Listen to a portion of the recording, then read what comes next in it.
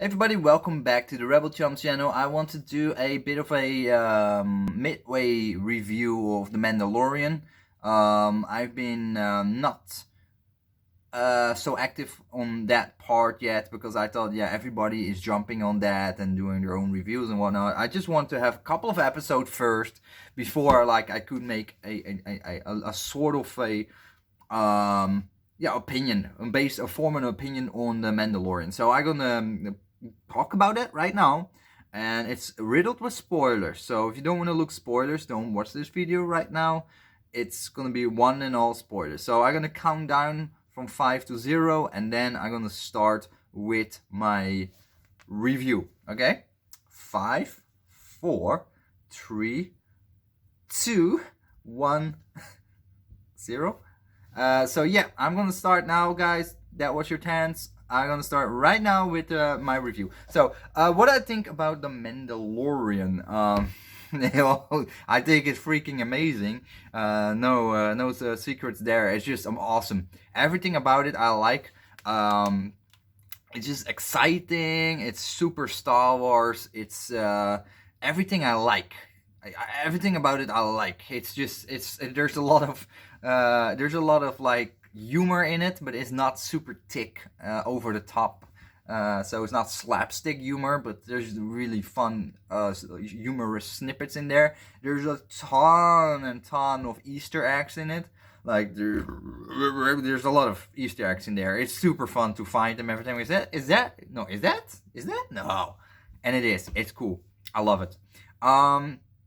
Story wise, everything is just, I don't know, it's super badass. Like it makes me like, I always like Boba Fett. Like Boba Fett was, when Return of the Jedi was like, I like Boba Fett. But over the years, it was also, when I become a bit older, it was like, yeah, Boba Fett was kind of a side character. Like it wasn't in abstract. It was like was that what's her name?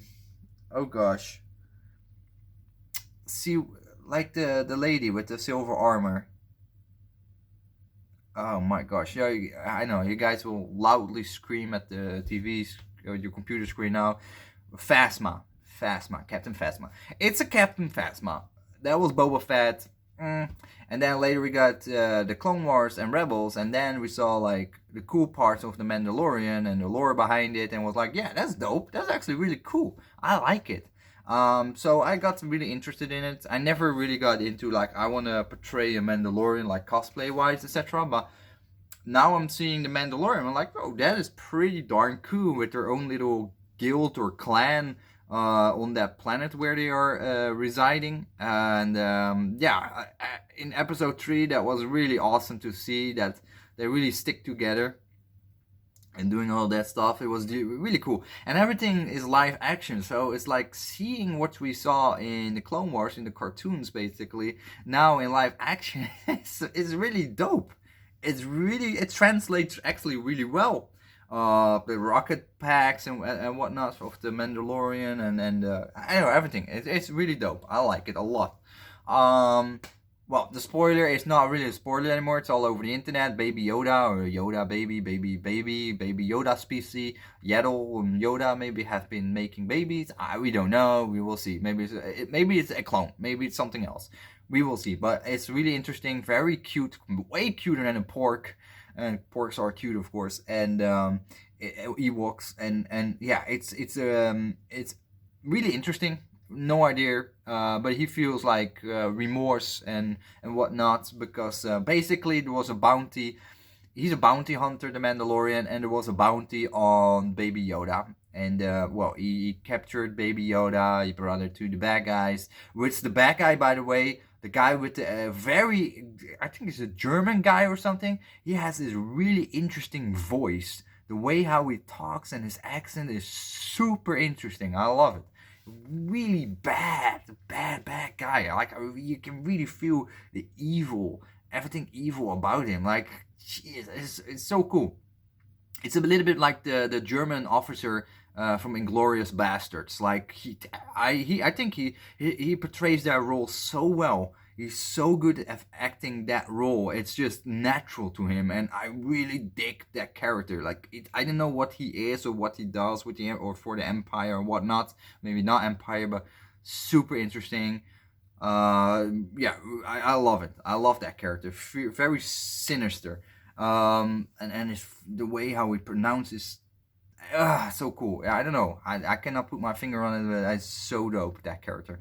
I don't know his name yet, but either way, the Mandalorian get remorse. Then he frees that baby from the evil guys he brought it to first to get his bounty, and then they are escaping, and that's what they do now. They escape by the help from the whole Mandalorian clan, who suddenly said, "Okay, we're gonna help you. It doesn't matter what, because you're one of us. You're a brother," and that's apparently how that works.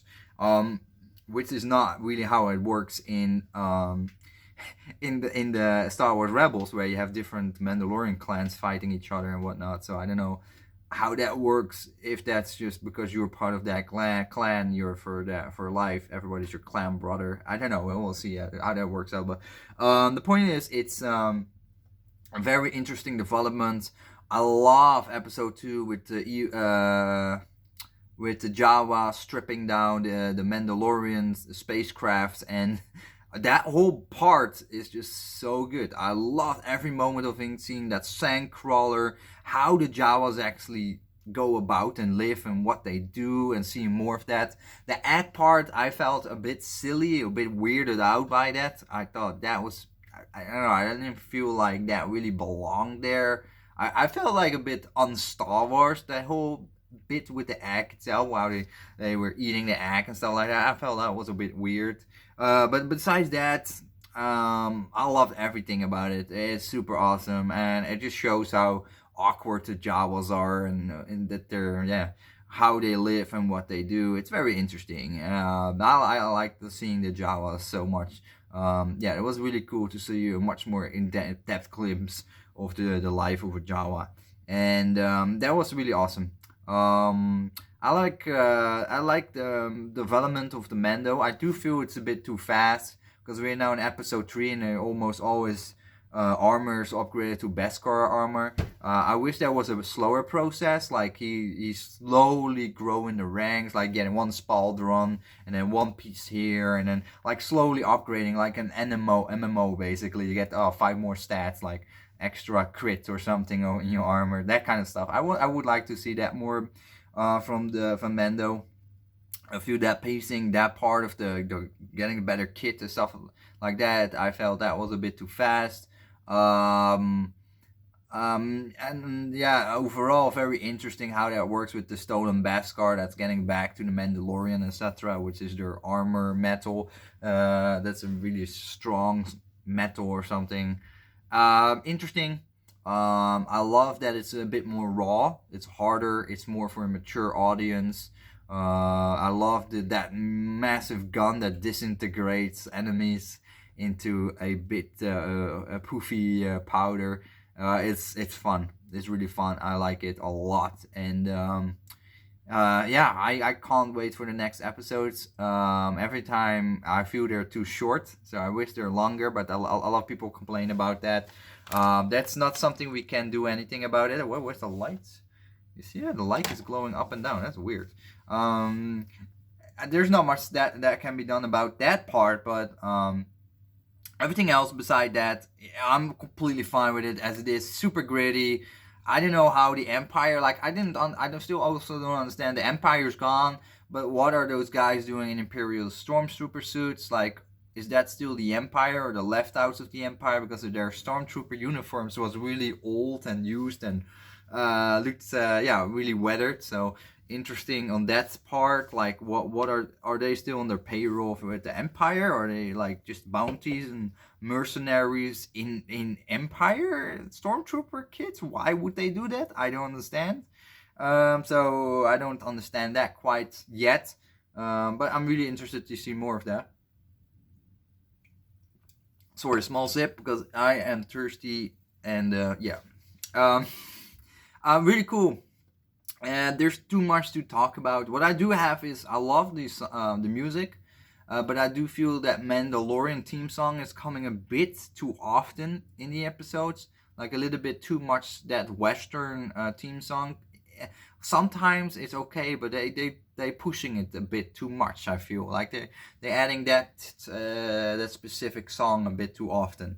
That's the only thing I have. That's the it's a mini minor gripe, but um, everything about it is just amazing. I rewatched both episodes, 1 and 2, already quite a few times. I'm gonna rewatch episode 3 again today. But yeah, you really get that connection between the baby Yoda and the Mando, and you really felt bad. Like you really felt bad. Like, oh, dude, you're such an asshole bringing that baby to those evil guys and get your bounty. You're such a beep. And then that's exactly how he feels at some point, and then you get remorse and still get the baby back. And yeah, that's just cool. I like that. That's a feel good moment. So really good show, well worth Disney Plus, well worth the $6-7 a month. And I'm looking forward for other Star Wars shows. I have no less than super much hope for the rest being super awesome as well.